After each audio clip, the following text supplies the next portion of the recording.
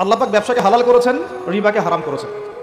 আল্লাহ পাক সূরা বাকারায় কথা বলছেন। ব্যবসা কি করে, ব্যবসার মূল মন্ত্রটা কি? ব্যবসার মূলনীতি হচ্ছে যে ব্যবসায় লাভ এবং লস উভয়ের রিস্ক আছে। কথা কি বুঝতে পারছেন? এক ভাই ব্যবসা করছেন, লাভও হতে পারে, লসও হতে পারে। যখন আমরা রিবা মুক্তভাবে একটা ইসলামিক অর্থনীতি প্রতিষ্ঠা করব, তখন ব্যবসাভিত্তিক ইসলামিক অর্থনীতি যখন চলবে, তখন ক্যাপিটাল বা সম্পদটা এক হাত থেকে আরেক হাতে সার্কুলেট হতে থাকবে। মনে করেন আমরা ব্যবসা করছি একটা মার্কেটের মধ্যে, ছোট করে বোঝাই, ছোট্ট মার্কেট, ছোট্ট বাজার, এখানে সবাই ব্যবসা করছি। এই ব্যবসার মধ্যে কেউ লাভ করবে, কেউ লস করবে। যে ব্যক্তি লাভ করবে, লাভ করে আস্তে আস্তে আস্তে ধনী হবে, যখন তার ধন নিসাব পরিমাণ সম্পদ অতিক্রম করবে, তখন তাকে যাকাত দিতে হবে। এতে করে সমাজের যে অংশের মানুষের হাতে সম্পদ নাই, সে অংশের মানুষের কাছে যাকাতের মধ্য দিয়ে সম্পদ যাবে, সম্পদ সার্কুলেট করবে সমাজে। আজকে আপনি লাভ করবেন, তখন আল্লাহ রাব্বুল আলামিন ওই মার্কেটের উপরে, আল্লাহ রাব্বুল আলামিন ওই মার্কেটটার উপরে আর রাজ্জাক, তিনি যাকে ইচ্ছা ধন দিবেন, যাকে ইচ্ছা গরিব করবেন। মানে সম্পদ বন্টনটা আল্লাহ রাব্বুল আলামিন সরাসরি করবে। বুঝতে পারছি কি? আচ্ছা, কিন্তু যদি এখানে রিবা আসে, ব্যবসার মধ্যে রিবা চলে আসে, বা মজুদদারিতা চলে আসে, বা মাপে কম দেওয়ার একটা ব্যাপার চলে আসে, বা দুর্নীতি চলে আসে, কালোবাজারি চলে আসে, তখন কি হবে? সম্পদটা মার্কেটে আর সার্কুলেট করবে না, কারণ সুদের মধ্যে লাভ লসের কোনো রিস্ক নাই। হ্যাঁ, লাভের একটা অংশ আছে, লসের কোনো রিস্ক নাই। আপনি 100 টাকা দিয়েছেন, 110 টাকা পাবেন এক বছর পর। আপনি 200 টাকা দিয়েছেন, 220 টাকা পাবেন এক বছর পর। এখানে কি লসের কোনো ভূমিকা আছে? লসের কোনো ভূমিকা নাই। এক্ষেত্রে কি হচ্ছে? এখানে শুধু লাভের অংশটুকু আপনি নিচ্ছেন, লসের কোনো রিস্ক আপনি নিচ্ছেন না। এতে করে কি হবে? ধনীরা আরো ধনী হতে থাকবে এবং গরিব আরো গরিব হতে থাকবে। শুধু তাই নয়, এই ধনীরা যখন যাকাতও দিবে না, তখন এই গরিবদের অবস্থা হবে একদম মানবেতর। যেটা এই ছোট্ট একটা মার্কেট দিয়ে উদাহরণ দিলাম, এই ছোট্ট মার্কেটটাকে আপনি একটা দেশ কল্পনা করতে পারেন, আবার একটা বিশ্বও কল্পনা করতে পারেন। পুরো ওয়ার্ল্ডে এই ইকোনমিক সিস্টেমটা এখন চলছে, সুদভিত্তিক ইকোনমিক সিস্টেম। আমি কি বুঝাতে পারছি ভাই? আচ্ছা, তো ব্যবসায়ী যারা আছে তাদের প্রতি একটা নসিহত দিয়ে শুরু করে আলোচনা। সেটা হলো একটা সুসংবাদ দিয়ে শুরু করি। নবী সাল্লাল্লাহু আলাইহি ওয়াসাল্লাম একটা বিশুদ্ধ হাদিসে বলেছেন যে একজন সৎ ব্যবসায়ী, যে ব্যক্তি একজন সৎ ব্যবসায়ী, মাপে কম দেয় না, মজুদদারিতা করে না, দুর্নীতি কালোবাজারি করে না, আমানতের খেয়ানত করে না, মানুষকে ঠকায় না, এই ব্যক্তি ইনশাআল্লাহ তাআলা কিয়ামতের দিন নবীগণ, সিদ্দিকগণ, শহীদগণের সাথে হাসর করবে। তাহলে ব্যবসা করে জান্নাত পাওয়ার সুযোগ নাই? আচ্ছা, ধন সম্পদ অর্জন করতে কোনো অসুবিধা নেই, কিন্তু ধন অর্জন করে ওসমান গনি রাদিয়াল্লাহু আনহুর মতো মন মানসিকতা লালন করতে হবে। ধন সম্পদ আল্লাহ পাক দিতে পারে। যখন আপনি ব্যবসা করবেন, হালাল ব্যবসা করবেন, মাপে কম দিবেন, পণ্য মজুদ করবেন না, ইচ্ছাকৃতভাবে মার্কেটের মধ্যে কৃত্রিম সংকট তৈরি করবেন না। কৃত্রিম সংকট বোঝেন? এই যে একটা রাষ্ট্রের মধ্যে যখন ইকোনমিক একটা ডিজাস্টার তৈরি হয়, এর একটা বড় অংশের জন্য দায়ী হচ্ছে কৃত্রিম সংকট। ইকোনমিক্সের ভাষাটাকে কৃত্রিম সংকট বলে। মানে সমস্যা আসলে কিছু নাই, কিছু মানুষ সমস্যা তৈরি করেছে। মনে করেন কোনো সমস্যা নেই, ইকোনমি খুব সুন্দর চলছে, কিছু মানুষ তার ব্যক্তি স্বার্থের জন্য কিছু পণ্যকে মজুদ করে রেখে দিল, যে মানুষের মার্কেটে যখন ক্রাইসিস দেখা দেবে পণ্যের, তখন এটাকে ডাবল দামে বিক্রি করবে। তো সে মনে করছে এটাতে খুব, আমি তো ব্যবসা করছি, সে মনে করছে এটা তো ব্যবসা। প্রকৃত অর্থে এটা একটা প্রতারণা। নবী সাল্লাল্লাহু আলাইহি ওয়াসাল্লাম মার্কেটে গেলেন, পণ্য রাখা আছে মদিনার বাজারে, তিনি হাত ঢুকিয়ে দিলেন, দেখলেন ভিতরের অংশটা ভেজা। ওলামায়ে কেরাম যারা আছেন তারা হাদিসগুলো জানেন, ভিতরের অংশটা ভেজা। তো তিনি ব্যবসায়ীকে বলছেন যে এটা কি, ভিতরে ভেজা কেন, উপরে শুকনা কেন? তো সেই ব্যবসায়ী বলছে যে এভাবেই আমি পণ্য বিক্রি করি, যার ইচ্ছা হয় সে নিবে, যার ইচ্ছা হয় সে নিবে না। নবীজি বলছেন সাল্লাল্লাহু আলাইহি ওয়াসাল্লাম, তুমি কেন এটাকে উন্মুক্ত করে দিলে না? মানুষ জানতে পারতো যে আসলে তোমার পণ্যটা কতটুকু সঠিক, কতটুকু বেঠিক, বা কতটুকু বিশুদ্ধ, কতটুকু অশুদ্ধ।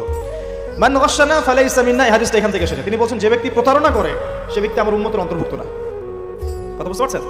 এই যে কৃত্রিম সংকট তৈরি করে প্রতারণা করেছে, সে কিন্তু উম্মতের নাম থেকে কাটা পড়ে যাচ্ছে। সে কাফের হয়ে গেছে এমনটা বলছিল, সে কিন্তু জালেম ঠিকই হয়ে গেছে, ফাসেক হয়ে গেছে। এখন এখানে একটা শাস্তি আছে, এটা গেল তার ব্যক্তিগত শাস্তি, যে সে উম্মত থেকে ডিটাচড হয়ে যাচ্ছে। মান গাশানা ফালাইসা মিন্না, সে আমার অন্তর্ভুক্ত না। নবীজি বলছেন একটা হাদিসের মধ্যে সাল্লাল্লাহু আলাইহি ওয়াসাল্লাম, যে প্রতারক যারা মিথ্যা কসম করে পণ্য বিক্রি করে, ব্যবসায়ী মানুষকে ঠকায়, মাপে কম দেয়, তো আমাদের মাঠে এদের অবস্থা এমন হবে যে এই কানের লতি পর্যন্ত এদের ঘামে ডুবে থাকবে। কানের লতি পর্যন্ত ঘামে ডুবে থাকবে। 3 শ্রেণীর মানুষকে বলা হচ্ছে খুবই ক্ষতিগ্রস্ত কিয়ামতের মাঠে। এক শ্রেণী, তার মধ্যে এক শ্রেণী যারা মিথ্যা কসম করে পণ্য বিক্রি করে। আমাদের আলোচনার অংশটুকুর মধ্যে কি ব্যবসায়ীদের জন্য হেদায়েত পাওয়া যাচ্ছে না?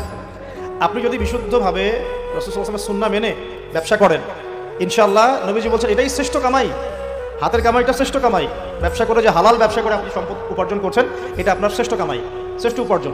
কিন্তু এখানে যদি কালোবাজারি চলে আসে, মজুদদারিতা আসে, কৃত্রিম সংকট তৈরি করেন, মাপে কম দেন, মানুষকে ঠকান, প্রতারণা করেন, তাহলে নিজের তো ক্ষতি হবেই, ইহকাল পরকাল তো ধ্বংস হবেই, জাতিরও ক্ষতি হবে। জাতির কি ক্ষতি হবে? এক হাদিস পড়েছিলাম অনেকদিন আগে, আমি এখন রেফারেন্সগুলো মুখস্থ বলতে পারছি না, অনেকদিন আগে পড়েছি। 5টা কাজের কথা বলা আছে, এই 5টা কাজের কারণে 5টা বিপদ নেমে আসে। তার মধ্যে একটা হচ্ছে যখন কোনো সম্প্রদায়ের ব্যবসায়ীরা মাপে কম দেওয়া শুরু করে, এই যে প্রতারণা করা শুরু করে, তখন আল্লাহর পক্ষ থেকে দুর্ভিক্ষ চাপিয়ে দেওয়া হয়। এখন কি শুনতে পারছেন যে দেশের সামনে দুর্ভিক্ষ? এরকম স্টেটমেন্ট কি পাওয়া যায়? আচ্ছা, একটু রিজনগুলো ব্যাখ্যা করি। আলোচনা তো আমরা অনেক ধরনেরই শুনি, একটু বাস্তবিক কিছু শুনে। সুবহানাল্লাহ পড়তে হয়, জানেন না? আলহামদুলিল্লাহ পড়তে হয়, জানেন তো? কুরআন তেলাওয়াত করতে হবে, কতদিন বলে আসছি, তাই নয় কি? 5 ওয়াক্ত নামাজ পড়তে হয়, সবাই জানি না? এবং নামাজ তো আমরা মাশাআল্লাহ পড়ি তো, আলহামদুলিল্লাহ। নবী সাল্লাল্লাহু আলাইহি ওয়াসাল্লামের সুন্নতের উপর আমল করতে হবে, এটা জানি তো। আচ্ছা, কিন্তু সমস্যা কোন জায়গায়? সমস্যা হচ্ছে কোরআন এবং সুন্নাহর বিধানগুলো দিয়ে আমরা বিশ্বের চ্যালেঞ্জগুলোকে মোকাবেলা করতে পারছি না। সমস্যা এখানে।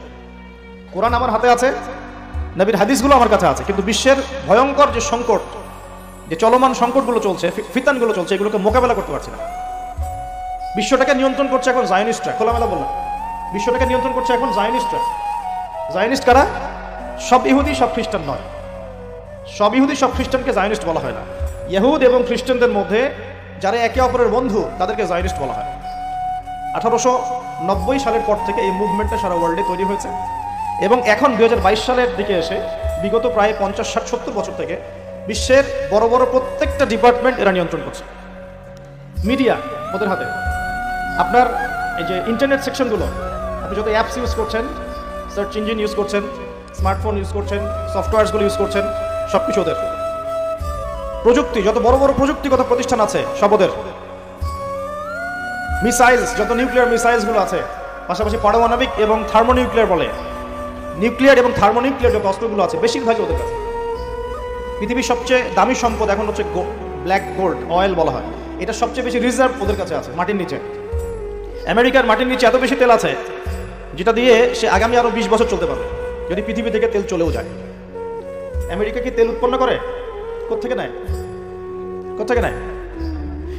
আমাদের তেল। চলমান সংকট, ওরা নিয়ন্ত্রণ করছে ফাইন্যান্স, মানে আপনি বিশ্বের যত মিলস এন্ড ইন্ডাস্ট্রিজ এবং ফ্যাক্টরিজ দেখছেন, এর গোড়াপত্তন ওদের কাছে। পলিটিক্যাল দর্শনগুলো, আপনার ডেমোক্রেসি বলেন, সেকুলারিজম বলেন, কমিউনিজম বলেন, ন্যাশনালিজম বলেন, যত বড় বড় দর্শনগুলো আছে, দর্শনগুলো কিন্তু মুসলিমদের থেকে আসে নাকি? আসছে নাকি? এই প্রত্যেকটা দর্শন ফিলোসফিগুলো কি মুসলিমদের থেকে আসছে নাকি? এটা পশ্চিম থেকে আসছে। কোন পশ্চিম? যেই পশ্চিমের মধ্যে ছেলে ছেলেকে বিয়ে করতে পারে। কি সুবহানাল্লাহ বলছেন নাকি? একটু আগে আমি সার্চ করে একটা নিউজ দেখে আসলাম, এই কিছুক্ষণ আগে, 2 ঘন্টা আগে একটা ঘটনা ঘটেছে।